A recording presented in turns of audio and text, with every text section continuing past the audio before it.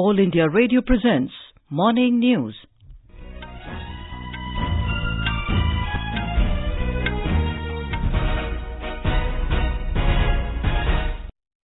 Good morning, I'm Anuja Kumar. The headlines. Prime Minister Narendra Modi and Sri Lankan President Gotabaya Rajapaksa to hold talks in New Delhi today. External Affairs Minister S Jaishankar says India has always maintained its independence and autonomy in its foreign policy. Maharashtra government to monitor all schemes related to farmers on regular basis. US President Donald Trump says talks with Taliban have been resumed. In Syed Modi International Badminton Tournament, Kidambi Srikanth and Sourabh Verma advanced to the quarterfinals of men's singles. Prime Minister Narendra Modi and Sri Lankan President Gotabaya Rajapaksa will hold talks at Hyderabad House in New Delhi today. Both leaders are likely to discuss areas of cooperation and ways to strengthen existing bilateral relations between the two countries. The Sri Lankan President will later call on President Ramnath Kovind. Mr. Rajapaksa arrived in national capital last evening on a 3-day state visit to India. He will be accorded a ceremonial reception on the forecourts of Rashtrapati Bhavan this morning. This is Mr. Rajapaksa's first overseas visit after assuming office. Before his departure from Colombo, Mr. Gotabaya tweeted that he is looking forward to strengthen bilateral relations with India. Ministry of External Affairs spokesperson Ravish Kumar in a tweet said that it is a civilizational relationship nurtured through millennia. He said the President's visit on the Prime Minister's invitation demonstrates the strength and dynamism of India-Sri Lanka relations. A report. The visit of the Sri Lankan President is manifestation of India's neighbourhood first policy. External Affairs Minister Dr. S Jaishankar was first foreign dignitary to meet the new Sri Lankan President last week. India is one of the largest investors in Sri Lanka with cumulative investments of around $1.2 billion. The investments are in diverse areas including petroleum retail, IT, financial services, real estate, telecommunication, hospitality and tourism, banking and food processing. Sri Lanka is among the major recipients of development assistance from India. India's overall commitment stands close to $3 billion, out of which around $560 million are purely in grants. Sarabjit Kaur, News Desk. External Affairs Minister S Jaishankar said India has always maintained its independence and autonomy in the exercise of its foreign policy and ensured that the national interest determines the policy. He was making a statement in the Rajya Sabha on the government's efforts to promote the country's foreign policy, focusing on the high-level visits of President, Vice President and Prime Minister recently. In the first 6 months of this government's tenure, we have re-emphasized our neighborhood first policy, reinforced our relationship with all the major countries at the highest levels, worked to expand our relations with the Gulf, Southeast Asia and African regions, launched a new international initiative known as the Coalition for Disaster Resilient Infrastructure, and also expressed a strong interest in fulfilling our commitments to the Sustainable Development Goals and in reforming the multilateral system. Responding to questions on Regional Comprehensive Economic Partnership RCEP, Dr. Jaishankar said Prime Minister Narendra Modi took a decision not to go forward on it. He asserted that the government will do what is right for the country on trade matters as well as on all other matters. Talking about Pakistan, Dr. Jaishankar said Islamabad is a unique neighbour and different from all other neighbours. He said trade, projects, visas and others with every neighbouring country except Pakistan is better than before. In Jharkhand, all arrangements are in place for the first phase of assembly elections in the state tomorrow. 13 constituencies spread over 6 districts, Chatra, Palamu, Gumla, Gadhwa, Latehar and Lohardaga will go to polls. Elaborate security arrangements have been made as all constituencies fall under Naxal-infested areas. Polling will start at 7 in the morning and will conclude at 3 p.m. Talking to AIR, Jharkhand Chief Electoral Officer Vinay Kumar Chaubey said that for the first time, token system has been introduced for electorates in all the constituencies. He said now voters do not need to wait in long queue to exercise their franchise.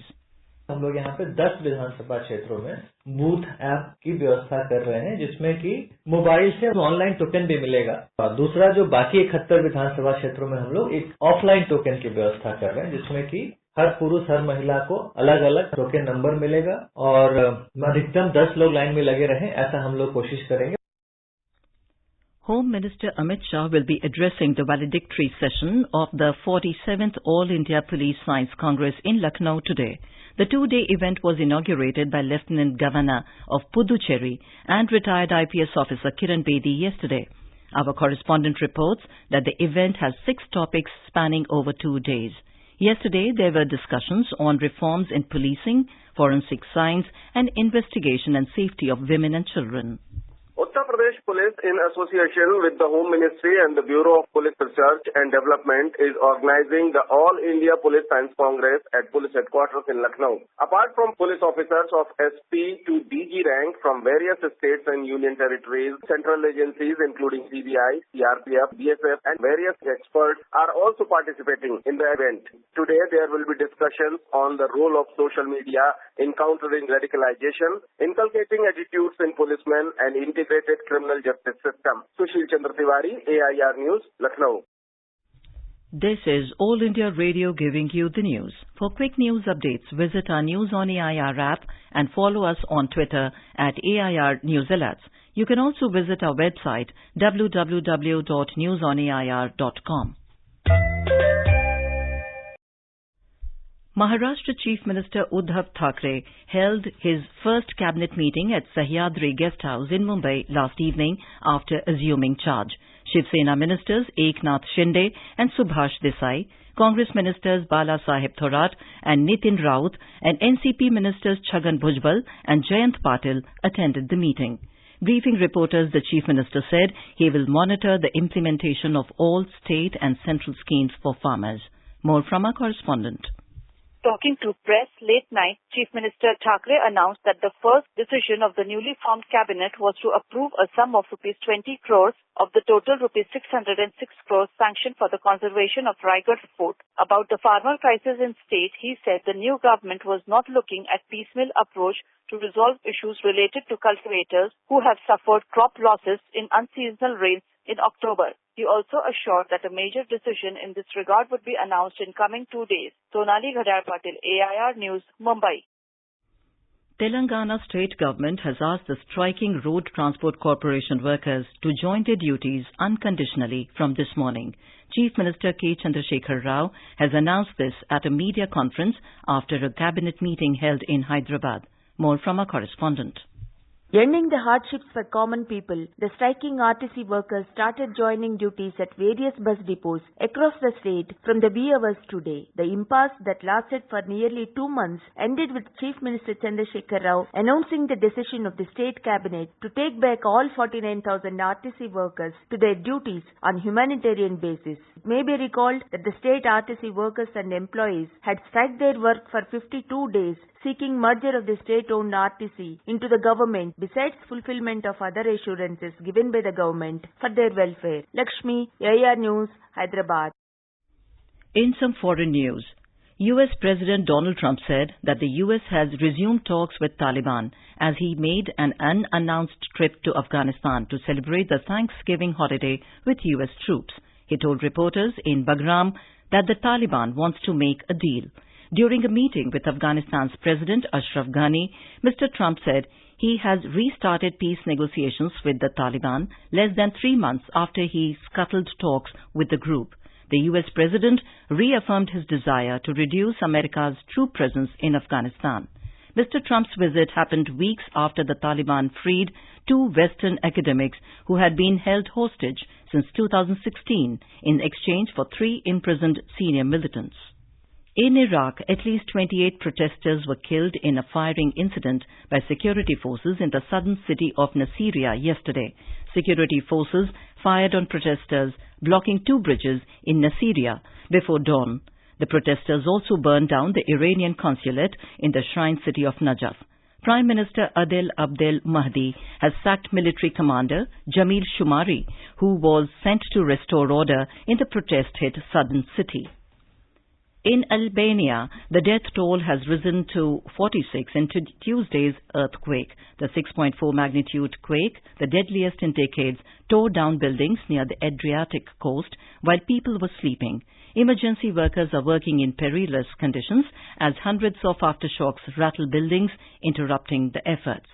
Prime Minister Edi Rama has promised to rehouse the newly homeless by next year. Illegal construction is rife in Albania, one of Europe's poorest countries. Sudan authorities have ordered that the party of ousted President Omar al-Bashir be dissolved and all its properties be confiscated. Bashir and his Islamist Nationalist Congress party had ruled the country since June 30, 1989. The country's ruling Sovereign Council and the cabinet, led by Prime Minister Abdullah Hamdok, made the decision to dissolve the party. Hamdok wrote on Twitter that dissolution of the party was not a revenge against the former rulers and it aims to preserve the dignity of the people. In sports news, in badminton, Kidambi, Srikanth and Sourabh Verma advanced to the quarterfinals of the Syed Modi International Badminton Tournament in Lucknow. Srikanth will next square off against 7th seed Son Wan Ho of Korea, while Sourabh will clash with Thailand's Kunlavut Widitsarn. In women's singles, Shruti Mundada and Rituparn Das entered the quarterfinals with straight game wins. Young women's pair of Simran Singhi and Ritika Thakir also progressed to the final 8. Indian archers Deepika Kumari and Ankita Bhakat won the gold and silver medals in the women's individual recurve event of the 21st Asian Championships in Bangkok.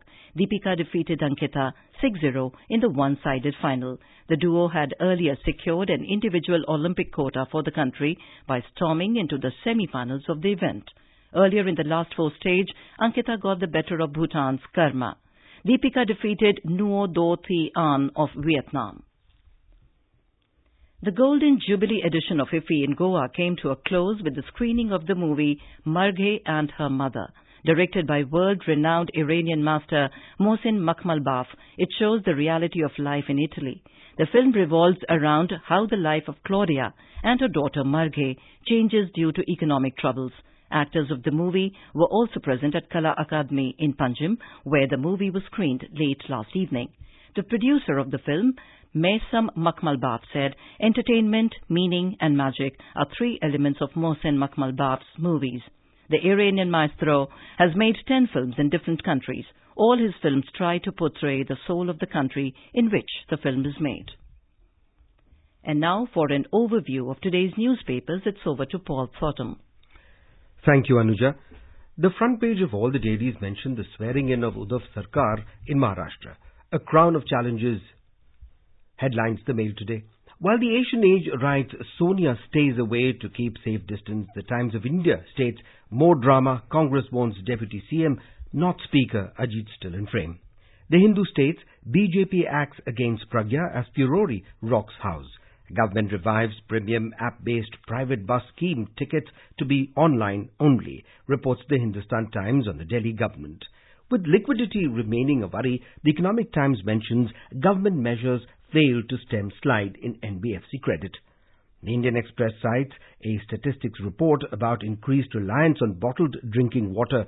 12% of urban Indians rely on bottled water. 1 in 4 homes has a purifier. The Ministry of Defence gives nod to 6 more surveillance planes for Navy, reports the Tribune.